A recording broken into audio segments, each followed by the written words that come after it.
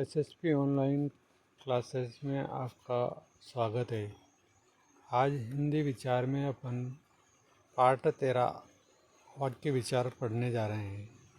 Class को प्रारंभ करने से पहले सभी मित्रों से आग्रह है कि चैनल को सब्सक्राइब करें, बेल आइकन बटन को प्रेस करें और क्लास को अधिक से अधिक अपने मित्रों में शेयर करें। सबसे पहले परिभाषा। भाषा की सबसे छोटी इकाई है वर्ण। वर्णों के सार्थक समूह को शब्द कहते हैं तथा शब्दों के सार्थक समूह को वाक्य कहा जाता है। अर्थात वाक्य शब्द समूह का वह सार्थक विन्यास होता है जिससे उसके अर्थ एवं भाव की पूर्ण एवं सुस्पष्ट अभिव्यक्ति होती है। अतः वाक्य में आकांक्षा, योग्यता, आसक्ति एवं क्रम का होना आवश्यक है। तो वाक्य में क्या क्या होना आवश्यक है? आकांक्षा, योग्यता, आसक्ति एवं क्रम। वाक्य के अंग। वाक्य के साधारण वाक्य के 2 अंग माने गए हैं, उद्देश्य और विधेय। उद्देश्य जिसके संबंध में वाक्य में कहा जाता है उसे उद्देश्य कहते हैं। अतः कर्ता ही वाक्य में उद्देश्य होता है, किंतु यदि कर्ता कारक के साथ उसका कोई विशेषण हो जिसे कर्ता का विस्तार कहते हैं, उद्देश्य के अंतर्गत आता है। यानी कि वाक्य में कर्ता उद्देश्य कहलाता है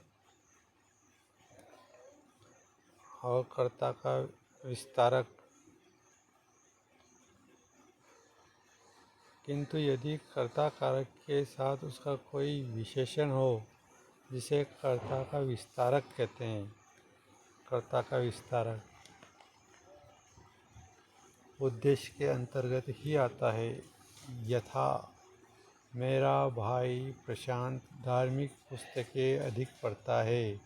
इस वाक्य में मेरा भाई प्रशांत उद्देश्य है जिसमें प्रशांत कर्ता है। तो मेरा भाई प्रशांत कर्ता का विशेषण है, अर्थात इसे कर्ता का विस्तारक कहेंगे। विधेय। उद्देश्य अर्थात कर्ता के संबंध में वाक्य में जो कहा जाता है उसे विधेय कहते हैं। अतः विधेय के अंतर्गत वाक्य में प्रयुक्त क्रिया, क्रिया का विस्तारक, कर्म, कर्म का विस्तारक, पूरक तथा पूरक का विस्तारक आदि आते हैं। उक्त वाक्य में धार्मिक पुस्तकें अधिक पढ़ता है वाक्यांश विधेय है, जिसमें पढ़ता है शब्द क्रिया है, तो अधिक शब्द क्रिया का विस्तारक जो शब्द क्रिया की विशेषता बतलाता है उसे क्रिया का विस्तारक कहते हैं। पुस्तकें शब्द में कर्म है, तो धार्मिक शब्द पुस्तकों की विशेषता बताने के कारण पुस्तकें कर्म का विस्तारक है। इसके अतिरिक्त यदि कोई शब्द प्रयुक्त होता है या जब वाक्य में क्रिया अपूर्ण होती है तो उसे पूरक कहते हैं तथा पूरक की विशेषता बतलाने वाले शब्द को पूरक का विस्तारक कहते हैं। शब्द वाक्य के भेद। क्रिया, अर्थ तथा रचना के आधार पर वाक्य के निम्न भेद प्रभेद किए जाते हैं। क्रिया की दृष्टि से क्रिया के आधार पर वाक्य के 3 प्रकार होते हैं। कर्तृवाच्य प्रधान, जब वाक्य में प्रयुक्त क्रिया का सीधा व प्रधान संबंध कर्ता से होता है, अर्थात क्रिया के लिंग वचन कर्ता कारक के अनुसार प्रयुक्त होते हैं, तो उसे कर्तृवाच्य प्रधान वाक्य कहते हैं। जैसे धर्मेंद्र पुस्तक पढ़ता है, पिंकी पुस्तक पढ़ती है। इसका डायरेक्ट पुस्तक पढ़ता है, इसका प्रभाव कर्ता पे पड़ रहा है।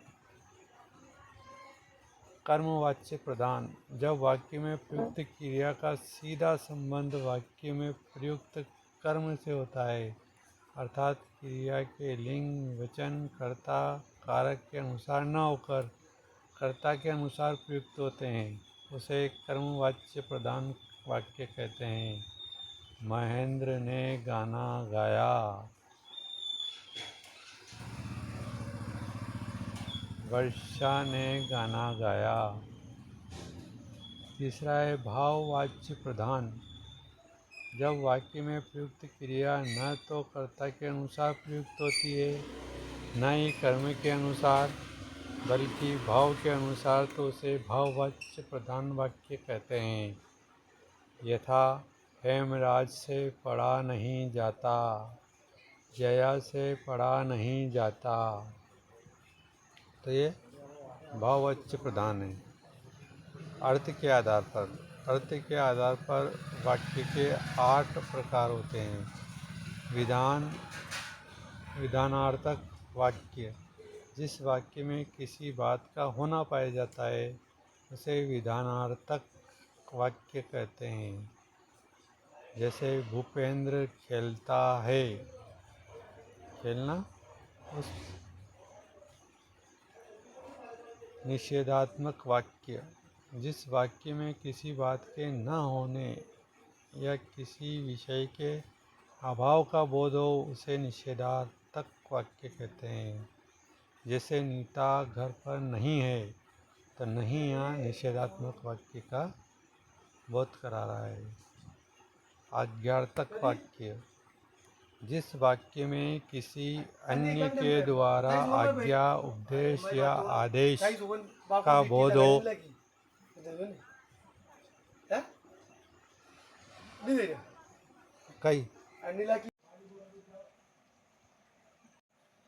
जिस वाक्य में किसी अन्य के द्वारा आज्ञा उपदेश या आदेश देने का बोध हो उसे आज्ञार्थ वाक्य कहते हैं। वर्षा तुम गाना गाओ, तो इसमें आदेश दिया जा रहा है, तो आज्ञार्थक वाक्य है। प्रश्नार्थक वाक्य, जिस वाक्य में प्रश्नात्मक भाव प्रकट हो, अर्थात किसी कार्य या विषय के संबंध में प्रश्न पूछने का बोध हो उसे प्रश्नार्थक वाक्य कहते हैं। कौन गाना गा रही है, तो कौन गा रही है प्रश्न हो रहा है, प्रश्नार्थक वाक्य। पांचवा है इच्छार्थक वाक्य, जिस वाक्य में इच्छा या आशीर्वाद का भाव बोध हो उसे इच्छार्थक वाक्य कहते हैं। भगवान करे इसका भला हो, भला करने की इच्छा हो रही है, तो इच्छार्थक वाक्य। संदेहार्थक वाक्य, जिस वाक्य में संभावना या संदेह का बोध हो उसे संदेहार्थक वाक्य कहते हैं। जैसे उन दोनों में जाने कौन खेलेगा, दोनों में कौन खेलेगा, जाने कौन खेलेगा, तो संदेहार्थक वाक्य।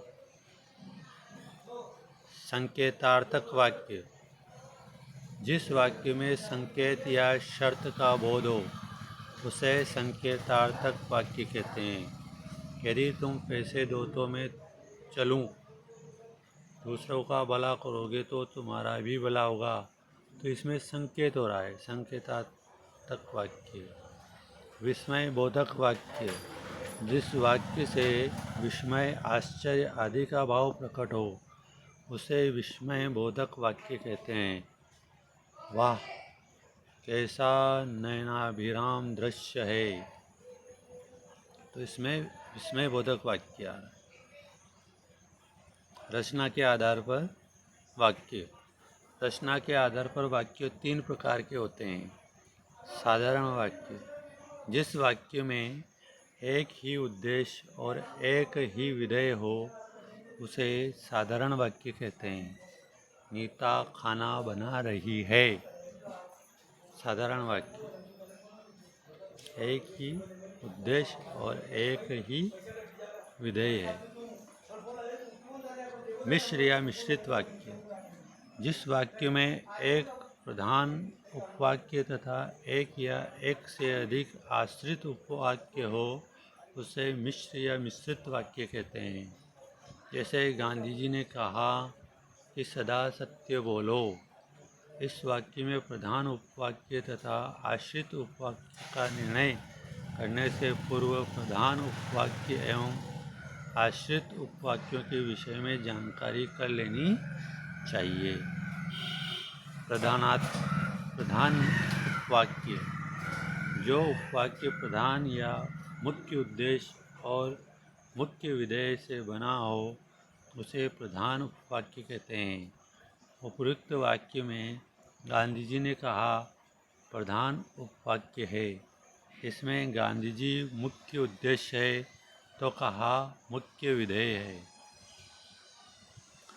आश्रित उपवाक्य, जो उपवाक्य प्रधान उपवाक्य के आश्रित रहता है उसे आश्रित उपवाक्य कहते हैं। उपयुक्त वाक्य में कि सदा सत्य बोलो आश्रित उपवाक्य है। आश्रित उपवाक्य 3 प्रकार के होते हैं। संज्ञा उपवाक्य, जब किसी आश्रित उपवाक्य का प्रयोग प्रधान उपवाक्य की किसी संज्ञा के स्थान पर होता है तो उसे संज्ञा उपवाक्य कहते हैं। संज्ञा उपवाक्य का प्रारंभ प्राय की से होता है। उक्त वाक्य में कि सदा सत्य बोलो की से प्रारंभ होने के कारण संज्ञा उपवाक्य कहलाएगा। विशेषण उपवाक्य, जब कोई आश्रित उपवाक्य प्रधान उपवाक्य के किसी संज्ञा या सर्वनाम शब्द की विशेषता बतलाए तो उस उपवाक्य को विशेषण उपवाक्य कहते हैं। विशेषण उपवाक्य का प्रारंभ प्राय जो जिसके आदि में से किसी शब्द से होता है। जैसे जो विद्वान होते हैं उनका सभी आदर करते हैं। क्रिया विशेषण उपवाक्य, जब कोई आश्रित उपवाक्य प्रधान उपवाक्य की क्रिया की विशेषता बतलाए या सूचना दे उस आश्रित उपवाक्य को क्रिया विशेषण उपवाक्य कहते हैं। क्रिया विशेषण उपवाक्य प्राय यदि, जहाँ, जैसे, यद्यपि, क्योंकि, जब, तब आदि में से किसी शब्द से शुरू होता है। तथा यदि राम परिश्रम करता तो अवश्य उत्तीर्ण होता। संयुक्त वाक्य, जिस वाक्य में 2 या 2 से अधिक साधारण वाक्य या प्रधान उपवाक्य या समानाधिकरण उपवाक्य किसी संयोजक शब्द तथा एवं या अथवा और परंतु लेकिन किंतु बल्कि अतः आदि से जुड़ो हो उसे संयुक्त वाक्य कहते हैं। जैसे भरत आया किंतु भूपेंद्र चला गया। समानाधिकरण उपवाक्य, ऐसे उपवाक्य जो प्रधान उपवाक्य या आश्रित उपवाक्य के समान अधिकार वाला हो उसे समानाधिकरण उपवाक्य कहते हैं।